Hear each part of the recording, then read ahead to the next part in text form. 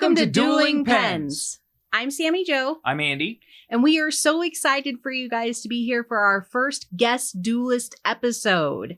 We would also like to apologize for our release delays. We have a special guest duelist joining us, and with how the duel operates, a lot of everything is kind of unplanned. So even how the story is orchestrated, of course, is first draft and that sort of thing. So being able to work somebody else in or give them a potential character to work with poses some difficulties, especially when it comes to scheduling.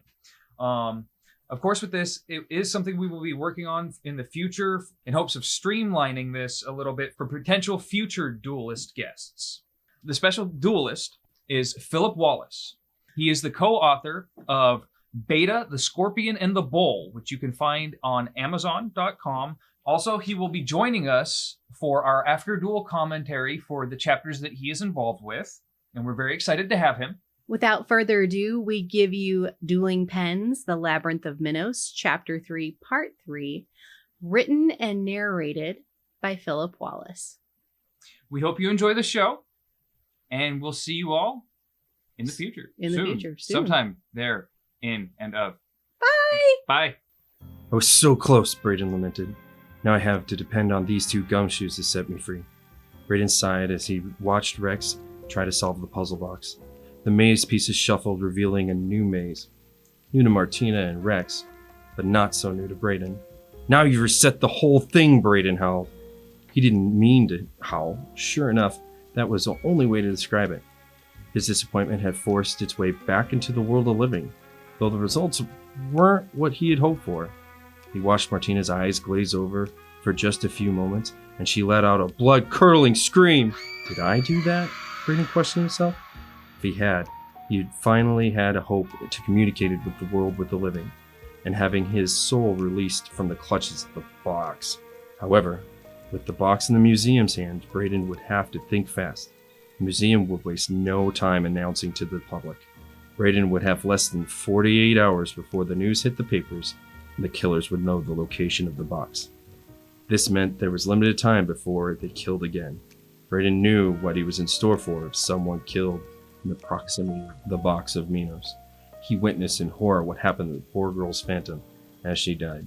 Brayden gulped as the urgency set in. He came back to his surroundings. Martina was being escorted out of the museum. He followed as fast as he could, but moving around as a ghost wasn't as easy as you would think. Sure, you could pass through walls and float a little bit, but whenever you run into a living person, your spirits get muddled. Ever wonder why your girl could go from a grade A nag to a sweetness itself, or see a baby start crying for no reason? That's what happens when phantoms bump into the living. In his hurry to catch up, he sped through a wall and right into the janitor.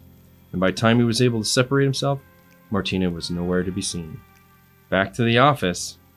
I'm sure one of them will show up soon, Brayden thought, as he floated down the street. It was an easy trek through the rain, since he didn't have to worry about getting wet, but he would give anything to be able to feel the cold drops on his face once again. It took about an hour before Brayden reached the office. The lights were off. The office was empty. He could only wait for their return. The dark emptiness of the office and the thoughts of being dead left him sullen. Even if he wanted to, he couldn't turn the light on. He sat back in the old wooden swivel chair and sighed. It rocked back! Brayden shot up from his seat. That didn't happen before. Could his ability to impact the world of the living tied to his emotions? Hours passed as night turned into dawn. Brayden still couldn't figure out how he had done it. The sudden click of the unlocking office door ended his long wait. One of them was finally back, he thought. But it wasn't Martina or Dimitri that walked through the door. The shadows darted across the man's face as he quickly entered the room, closing the door behind him while slipping his lockpicks back into his pocket. Brayden's fists clenched as the morning light revealed the intruder's identity. His killer was on the trail of the box as well. The culprit ransacked the office like a professional, even finding the hidden wall safe and cracking it in mere moments. They didn't stop until they had found the old letter that Martina had left on the desk, with Dimitri's address on it. Oh no, Brayden said. The murderer snatched up the letter and raced out the office. Brayden chased after his killer and caught them right as they got to their car. Brayden passed through the passenger door and sat beside the shady figure as their black Buick roared to life. They sped down the road as the cloud covered swallowed up the morning light. A new storm was about to roll in. "You won't get away with this. My family is the only right to that box, and you're just going to get yourself killed like everyone else who tries to get their hands at solving it," Braden said, his anger filling his voice.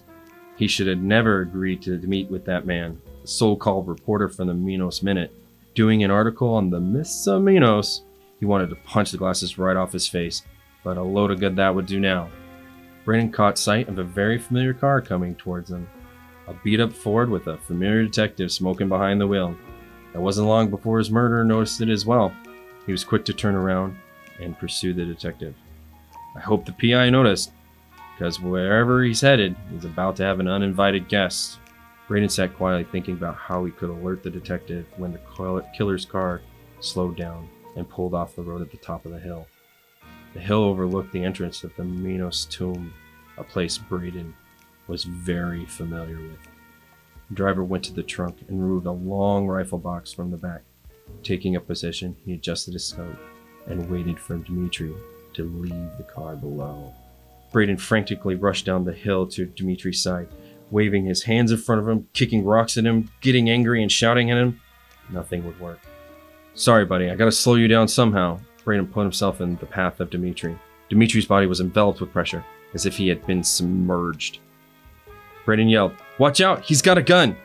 At that moment, Dmitri knew exactly where the gunman was positioned. The rest was up to him.